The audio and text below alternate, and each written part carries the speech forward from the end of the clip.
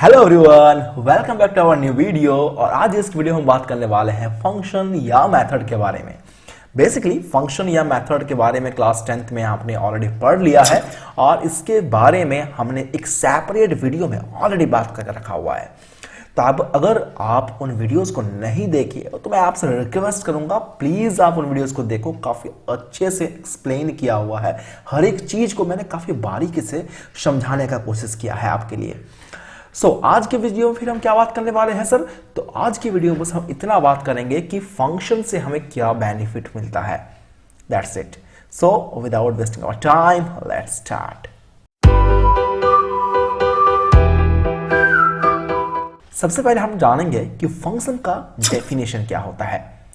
तो अगर हम फंडामेंटल लेवल पर बात करना चाहें तो एक फंक्शन जो होता है ना, वो बेसिकली क्या होता है, एक प्रोग्राम का ही पार्ट होता है। दैट मीन्स ये अलग से कोई बहुत बड़ा चीज या बहुत अलग कोई टाइप का मटेरियल आपको यहाँ पर पढ़ने के लिए मिलेगा, ऐसा बिल्कुल भी नहीं है। आप जो ऑलरेडी पढ़ लिए हो ना, आपने प्रोग्रामिंग पढ़ा होगा, तो उसी प्रोग्राम का ही एक छोटा सा मॉड्यूल होता है, एक पार्ट होता है मेथड या फंक्शन, जिसे हम यूज करते हैं अलग अलग इंस्टेंसेस के हेल्प से। तो यहां पर जो आपका लिखा हुआ है इंस्टेंस, तो इंस्टेंस का मतलब बेसिकली क्या होता है? इंस्टेंस का मतलब होता है object of the class. Object of the class that is known as instance. तो हम अगर एक फंक्शन को क्रिएट करके रखे हैं तो हम उस एक ही फंक्शन को बार बार इस्तेमाल कर सकते हैं अपने क्लास के अलग अलग ऑब्जेक्ट के मदद से। और सबसे इंपॉर्टेंट बात जो है, एक फंक्शन किसी विशेष काम को करने के लिए डिजाइन किया जाता है। ये किसी स्पेसिफिक टास्क को अकम्प्लीट करने के लिए इसे डिजाइन किया जाता है। बेसिकली अगर मुद्दे वाली बात करें तो इतना है कि फंक्शन या मेथड एक प्रोग्राम ही है बेसिकली, राइट। यानी कि या फिर मैं ऐसे कहूं कि it is a sub program, right. क्यों सर सब प्रोग्राम है? Because it is a part of the main program, right. तो अब इसे और डिटेल्स में समझने के लिए एक एग्जांपल का हेल्प लेते हैं। लेट अस सपोज कि आपके पास एक इस तरह का फंक्शन क्रिएट करके रखा गया है, जहां पर आपके पास जो फंक्शन का नाम है दैट इज सम, और सम का जो रिटर्न टाइप है दैट इज इंटीजर। मैंने पहले कहा कि आपने ऑलरेडी अगर फंक्शन पढ़ा हुआ है तो ही आज के इस वीडियो में आपको कुछ समझ में आने वाला होगा। अदरवाइज अगर आप सोच रहे हो कि नए सिरे से हम आपको समझा रहे हैं, that is not okay, because आज के इस वीडियो में हम डिटेल्स में बिल्कुल नहीं बात कर रहे हैं। अगर आप पहले से मोटा मोटी तौर पर समझ लिए हो फंक्शन को तो ही आज के इस वीडियो में आप मेरे से बात करो, अदरवाइज इस वीडियो को आप छोड़ो और जो फंक्शन का हमारे प्लेलिस्ट में वीडियो दिया हुआ है उसको पहले देख लो, उसको अच्छे से जान लो, फिर इस वीडियो को देखो। तो ये जो सम नाम का आपके पास फंक्शन है, इसका रिटर्न टाइप दिया हुआ है इंटीजर। और हमको पता है कि जब भी हमारा रिटर्न टाइप इंटीजर या फ्लोट या डबल या फिर कुछ भी हो, वॉइड को छोड़ करके अगर कोई भी डेटा टाइप हमारे पास है एज अ रिटर्न टाइप में, तो हम अपने रिजल्ट को रिटर्न करते हैं। तो यहां पर मैंने रिटर्न स्टेटमेंट का इस्तेमाल भी किया हुआ है, आप देख सकते हो। लेकिन अब सवाल आता है कि हम रिटर्न करते किसको हैं? हम जो अपने रिजल्ट दैट इज एस को रिटर्न कर रहे हैं, तो इस एस के अंदर में क्या है? इस एस के अंदर में ए और बी का सम है, दैट्स इट। बट इस सम को हम रिटर्न कहां कर रहे हैं? तो नॉर्मली रिटर्न जो होता है वो एक ऐसा कीवर्ड है जो किसी भी रिजल्ट को रिटर्न करता है, सेंड करता है फ्रॉम यूजर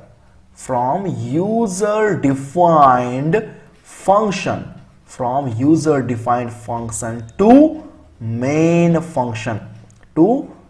फंक्शन। तो बेसिकली रिटर्न का इतना ही काम है कि ये किसी भी रिजल्ट को यूजर डिफाइंड फंक्शन से, यानी कि जो हमने यहां बनाया हुआ है function that is called user defined function, यहां से रिजल्ट को सेंड करता है, थ्रो करता है मेन फंक्शन में। दैट्स इट, इतना ही काम होता है रिटर्न का। सर यहां पर तो सारी मुद्दे वाली बात हो गई कि हमारे पास सम नाम का एक फंक्शन है, रिटर्न टाइप इंटीजर है, यहां पर हमारे पैरामीटर लिस्ट भी है जहां इंटीजर ए इंटीजर बी लिखा हुआ है, इनके पास वैल्यूज आएगा। लेकिन सवाल यह है कि इनके पास वैल्यू कहां से आएगा, ए या बी के पास वैल्यू कहां से आएगा। तो अगर आपको पता है तो आप फट से बोल दोगे कि सर यहां पर जो वैल्यू है, यहां वैल्यू आएगा from main method. Main method से ही ये वैल्यूज को हम सेंड करते हैं इन ए और बी के पास, और जो भी कैलकुलेशन होता है, जो रिजल्ट होता है, वो भी हम मेन मेथड को ही सेंड करते हैं। यानी कि डेटा हमारा मेन से फंक्शन के पास आता है, फिर कैलकुलेशन होता है, फिर जो रिजल्ट निकल के आता है उस रिजल्ट को हम दोबारा मेन को ही सेंड कर रहे होते हैं। तो मोटा मोटी तौर पर ये तो हमें समझ में आ गया कि एक function is a sub programme जहां हम लोग वैल्यूज को मेन से भेजते हैं, फिर यहां कैलकुलेशन होता है अंदर में, फिर हम जो रिजल्ट आता है उसे रिटर्न करते हैं, और रिटर्न जाता है कहां, मेन फंक्शन में जाता है रिटर्न। सारा चीज ओके है, वेल डन, वेरी गुड, कोई इशू नहीं है। लेकिन अभी भी हमारा जो पर्पस है कि ये फंक्शन का बेनिफिट क्या है, ये अभी हमने समझा नहीं है। मैं ऐसे बताऊंगा, डेफिनेटली बताऊंगा, वीडियो में लास्ट तक बने रहो बस।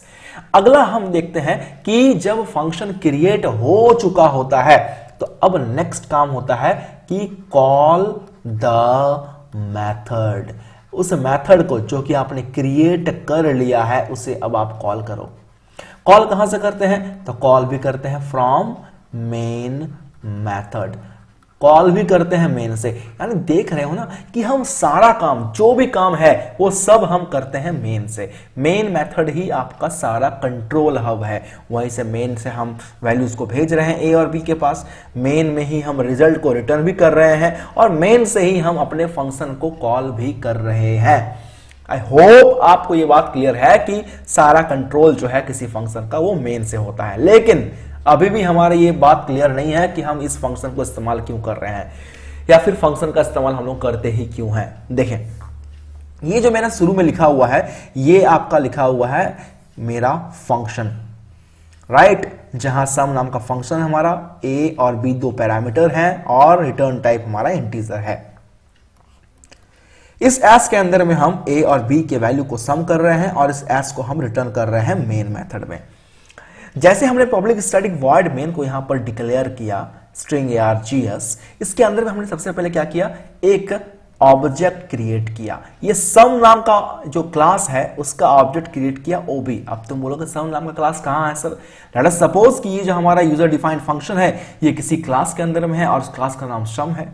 लेट अस अज्यूम कि ये जो है यहां पर एक क्लास है, मान लो यहां पर एक क्लास है, क्लास का नाम है सम, और इसके अंदर में हमारा ये सारा मामला सेट है। ठीक है, क्या दिक्कत है मानने में? तो ये हमारा क्लास हो गया सम। इस सम नाम के क्लास का हमने यहां पर एक ऑब्जेक्ट क्रिएट कर लिया, सम ob इक्वल टू न्यू सम।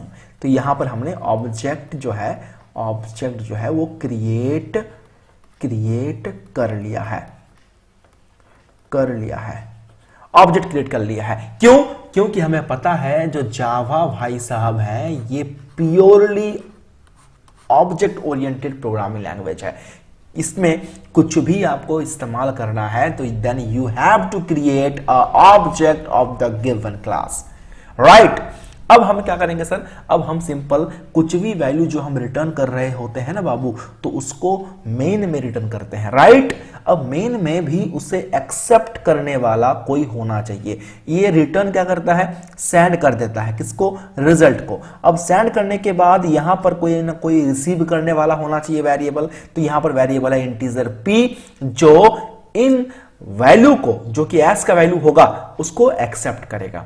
तो integer p equal to ob is the object name and dot sum is the function name, that is the function name, and इसके बाद मैं लिखा हूं 10, 20, that means कि ये 10 जो है ये चला जाएगा a के पास, ये 20 जो है ये चला जाएगा b के पास, यानी यहां 10 हो जाएगा 20 हो जाएगा, दोनों को ऐड करूंगा तो 30 जो है वो कहां आ जाएगा? s के अंदर में, और ये s का वैल्यू को रिटर्न कहां कर रहे हैं? मेन में। और मेन में एक्सेप्ट कौन कर रहा है? मेन में एक्सेप्ट कर रहा है p, दैट मींस कि p का वैल्यू भी हो जाएगा 30।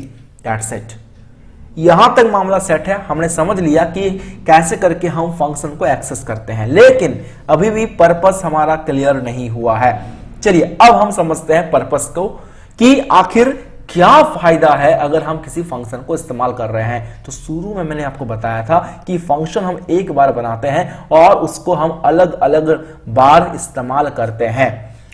तो अगर आपके पास मान लो एक वेरिएबल है p जिसमें आप 10 और 20 वैल्यू को पास कर रहे हो और आपके पास जो रिजल्ट होगा वो p में स्टोर होगा। मान लो आपके पास कोई और एक वेरिएबल है इंटीजर q जो एक दूसरा वेरिएबल है और आपने इसमें भी उस सेम ऑब्जेक्ट के हेल्प से सम को कॉल किया। इस बार आप 100 भेज रहे हो, 200 भेज रहे हो, तो ऑब्वियस सी बात है अब जो है 100 आएगा इसके अंदर में, 200 आएगा इसके अंदर में। दैट मीन्स कि आपका s के अंदर में आएगा 300 और s जो है रिटर्न हो रहा है, दैट मीन्स कि q के अंदर में आएगा 300 और p के अंदर में था 30। बात क्लियर हो गया? तो देखो आपने इस p नाम के वेरिएबल के लिए इसी फंक्शन का इस्तेमाल किया, आपने q नाम के वेरिएबल के लिए भी इसी फंक्शन का इस्तेमाल किया, आपने दो बार अलग अलग वैल्यूज सेंड किया। लेकिन क्या आपने अलग अलग फंक्शन क्रिएट किया? क्या आपने बार बार a प्लस बी लिखा?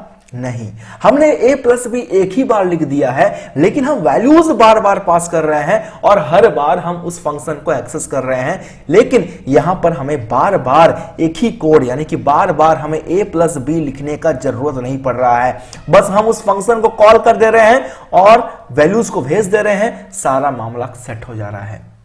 यही वो बेनिफिट है जिसके चलते हम किसी भी फंक्शन को इस्तेमाल करते हैं अपने प्रोग्राम में, या फिर लंबे लंबे प्रोग्रामिंग्स में हम अपने प्रोग्राम में फंक्शन को इस्तेमाल करना ज्यादा प्रेफर करते हैं, क्योंकि फंक्शन का एक ही बार हम क्रिएट करते हैं और उसको यूज हम बार बार करते हैं। That is the basic and the fundamental use of function, that is reusability. Reusability.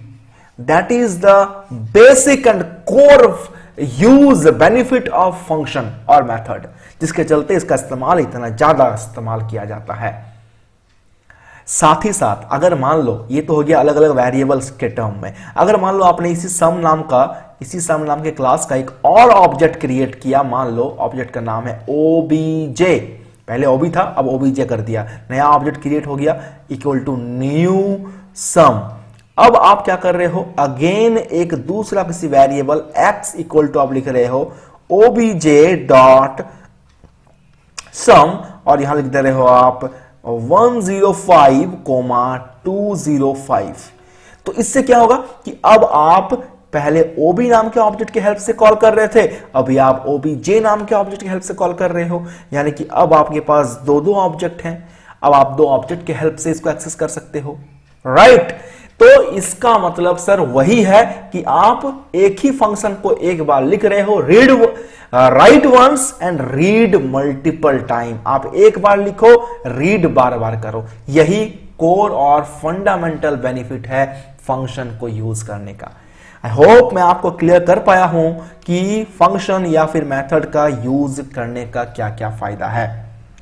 तो आज के वीडियो में बस इतना ही बच्चे, मिलेंगे आपसे अगले वीडियो में बहुत ही जल्द ऐसा ही कुछ कंफ्यूजन टॉपिक लेकर के, जहां पर आपको ज्यादा से ज्यादा समझने की आवश्यकता हो और मैं और डिटेल्स में आपको चीजों को समझा रहा हूं। तो मिलेंगे आपसे अगले वीडियो में, तब तक के लिए टेक केयर, खुश रहें, गुड बाय।